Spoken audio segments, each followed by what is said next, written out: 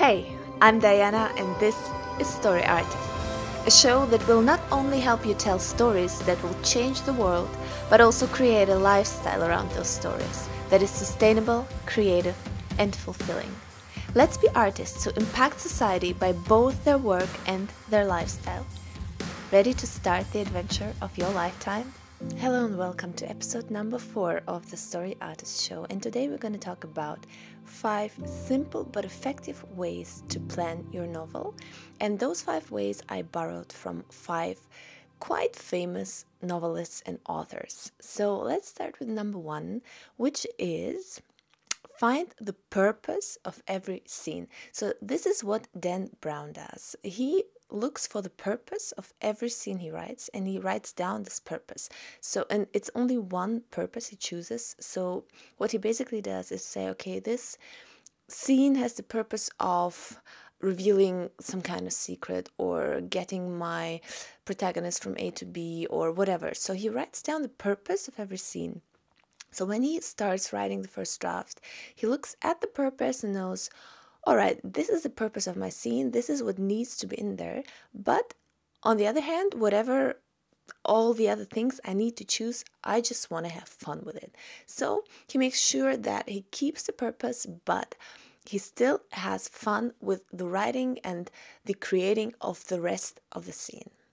Number 2 is something I recently heard on the Creative Pen podcast in an interview, and I just want to encourage you, if you guys like self-publishing and like futurist stuff for authors, just listening to the podcast. I really love it, and it always motivates me and gives me new insight like it did this time. And I love this tip from the book Verbalize from Damon Suede. I hope I pronounced it right.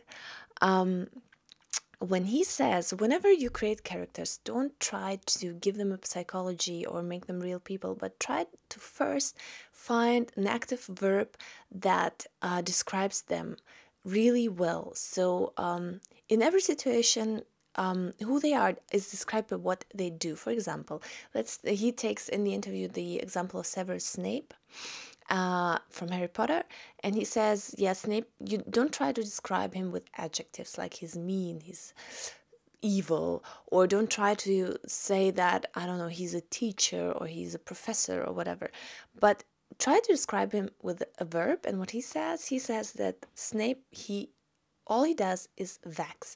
So he vexes Voldemort, he vexes Harry, he vexes everyone. And this is like his verb. And in every single situation, this is what he does.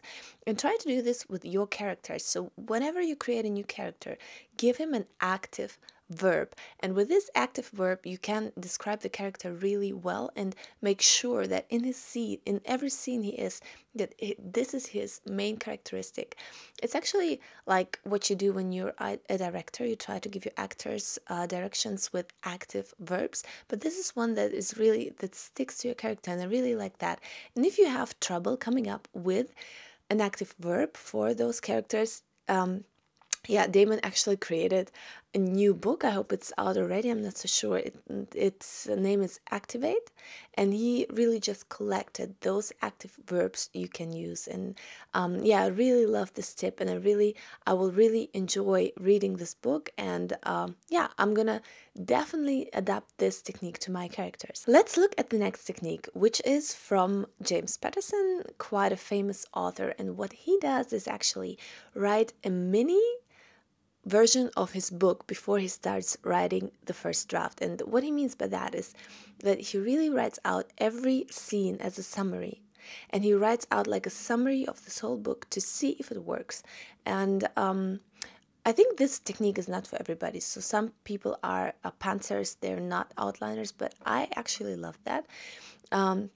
And I love the way he described it. So he says, when you read the mini version, you already can see where your novel doesn't work and where you can fix those problems.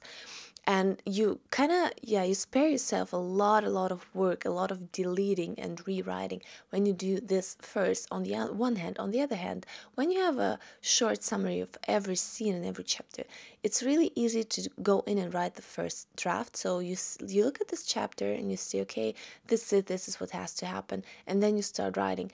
When I did this, in the process of writing, I obviously saw things that I needed to change, and I added things and I got new ideas, but it still was really easy to conquer this blank page you stare at, because it's not really blank anymore. And this is what James Patterson says.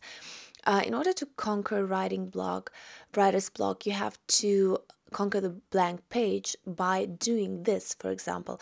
So your page is not blank, you have this summary, and you just go on and start writing. Another tip is from Margaret Atwood, and she says, study myths and fairy tales. And this goes on with something that in the interview Damon Suede also said to Jonathan, which is read classics, read old novels. Don't just read what's new and hype right now, but read the classics. And not only the classics, but actually, like Margaret Atwood suggests, read the fairy tales, the myths of your culture. And from those, you will get new ideas, and you will get the understanding of your people and your culture, and how you can build in twists and let your stories develop. And the last one is from Stine, who is a famous teens and kids author of the Goosebumps series. And his masterclass is actually really fun. And what he says, I like that. I think it applies a lot to teens novels, but you can also use this technique, reduced and not that obvious, I think, with adult novels and stories, which is leave a cliffhanger at every end of the chapter.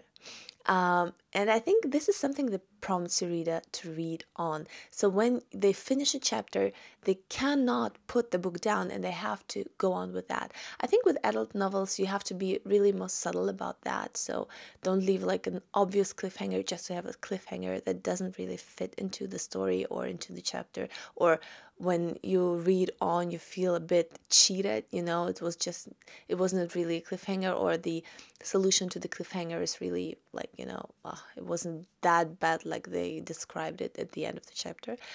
But you still can use this technique. So make sure however you end your chapter, try to end it the way that your readers cannot put your book down. And what Dan Brown said, according to that, which I liked, that when you start a new chapter, start with something new, and new information, something exciting. So when you start, the reader is immediately drawn into the next chapter as well. So these were my tips of how you can simply and effectively plan the first draft of your novel. So even if you're not like a really strict outliner and you don't like to have a big, huge plan for your novel, you can still use these simple techniques to plan your story in advance, and to make sure that you have something to hold on to when you face the blank page and don't know what to write.